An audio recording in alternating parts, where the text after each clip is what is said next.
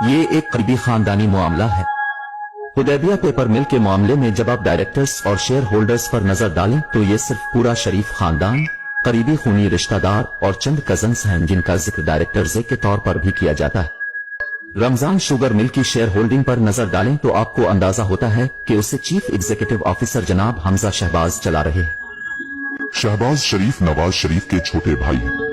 वो पंजाब असेंबली के रहनुमा थे जबकि उनके भाई वजीर आजम थे। उन पर शरीफ खानदान की मलकियत वाली कंपनी रमजान शुगर मिल के जरिए 10 करोड़ डॉलर की मनी लॉन्ड्रिंग का इल्जाम है। उन कम तनख्वाह वाले मुलाजमीन के नाम पर अकाउंट खोले गए जो मत में नहीं आते। इन अकाउंट्स में पैसे जमा होते थे और आखिरकार वो हमजा, शहबाज शरीफ, सुलेमान, शहबाज शरीफ और खुद शहबाज शरीफ के अकाउंट्स में जमा हो जाते थे।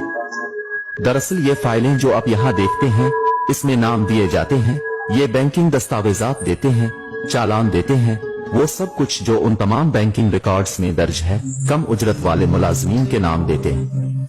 यहाँ एक मिसाल है, आप उसे देखें जनाब मसूद अनवर, वो उसे जनाब शहबाज शरीफ के नाम पर जमा करा रहे हैं।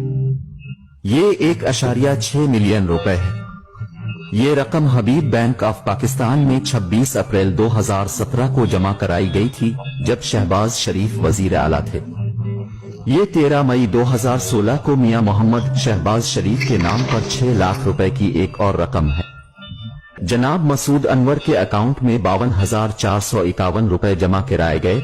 1 करोड़ रुपए और 90 लाख रुपए मसूद अनवर ने मिस्टर शहबाज शरीफ के अकाउंट में जमा करवाए। अब आप पूछ सकते हैं कि मसूद अनवर कौन है? वफाकी तहकीकाती इदारे FIA की जानिब से की जाने वाली इस तहकीकात के मुताबिक मसूद अनवर थे शरीफ खानदान का निचले दर्जे का मुलाजिम। आपके अपने खानदान का रुकन वजीर खजाना है और आपका दूसरा भाई वजीर आजम है।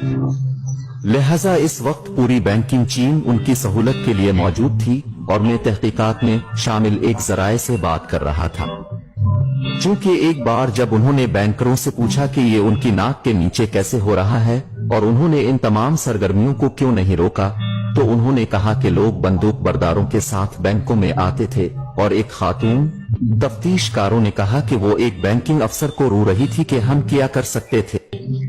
बैंक मैनेजर्स को बैंक के आला ओहदेदारों का फोन आता था। बैंक खुद शरीफ खानदान की करप्शन पर पर्दा डालने के इस गठजोड़ का हिस्सा थे। नाम निहाद पनामा पेपर्स में मनी लॉन्ड्रिंग और टैक्स चोरी के इल्जामात हैं।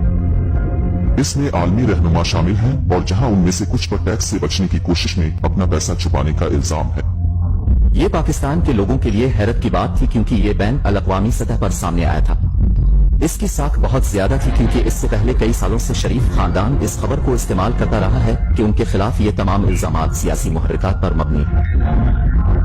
पनामा पेपर्स में नवाज शरीफ के 3 बच्चों के नाम हैं। उनका खानदान ऑफशोर अकाउंट्स के जरिए लंदन में जायदादों का मालिक है। नवाज शरीफ की बेटी ने लंदन में जायदाद रखने से इनकार किया है। इसके दस्तावेजात मुबैना तौर पर के हैं और जाहिर करें कि वो जायदादों की ट्रस्टी है, मालिक नहीं।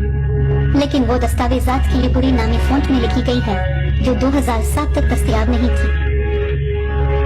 अगर आप 1992 और 93 को देखें तो ये बहुत अहम वक्त है। मरियम के असासों में 21 गना इजाफा हुआ है और 1 साल में इसका कोई जवाज नहीं है। आप एक कारोबार के मालिक नहीं हैं। आपके नाम से कोई कारोबार नहीं है, लेकिन आपके असासे 21 गना बढ़ रहे हैं। 1992 में मरियम नवाज 19 साल की हो गई। पनामा पेपर्स के इंकशाफात के बाद पाकिस्तान की तहकीकाती एजेंसी ने शरीफ खानदान के माली मामलात को निकाला।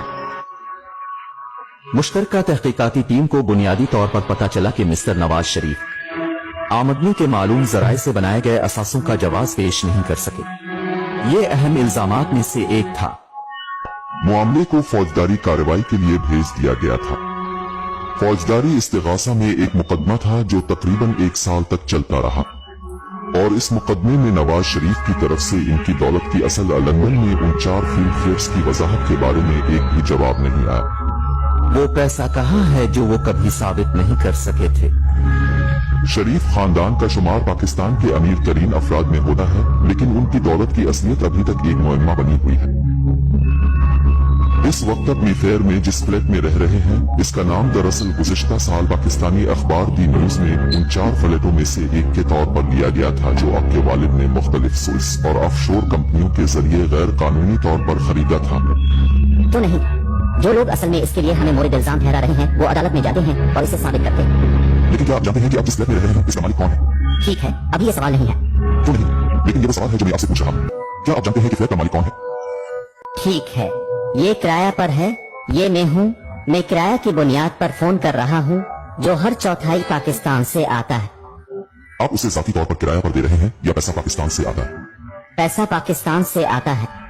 मैं अपने वालिदैन के साथ रहने वाले किसी भी दूसरे तालिब इल्म की तरह हूँ। मुझे हकीकत में ये जानने की जरूरत नहीं है कि हकायक क्या है और फ्लैट्स का मालिक कौन है और कौन किराया अदा करता है और कौन मेरे गुजर बसर के लिए अदायगी करता है। लिहाजा खानदान इसका मुस्तहक है। अगरचे ये मेरी गलती नहीं थी कि मैं एक अमीर और अमीर घराने में पैदा हुआ था। मेरे दादा ने ये सब कुछ सख्त मेहनत से हासिल किया।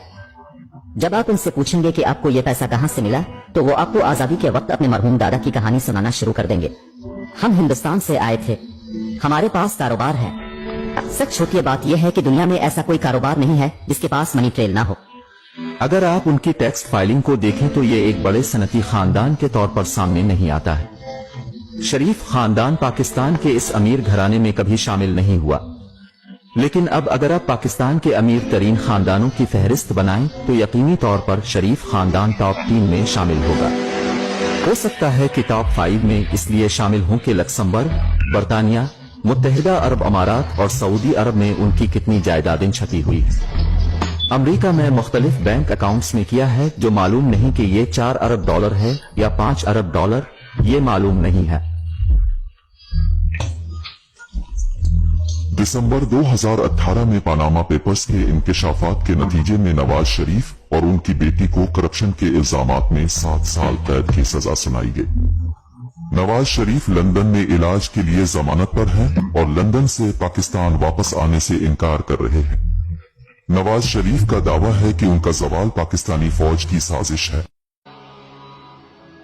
We contacted Priti Patel MP, the Home Office Minister, to ask her why Nawaz Sharif, who had overstayed his British visitor visa by 2 years, had not been extradited from Britain. Priti Patel had been eager to deport asylum seekers during her time at the Home Office, yet she took no action against Nawaz Sharif. Priti Patel MP in the Home Office did not agree to an interview. We also contacted the National Crime Agency. We wanted to find out why there had been no meaningful investigation into Nawaz Sharif's assets. The NCA did not agree to speak to us.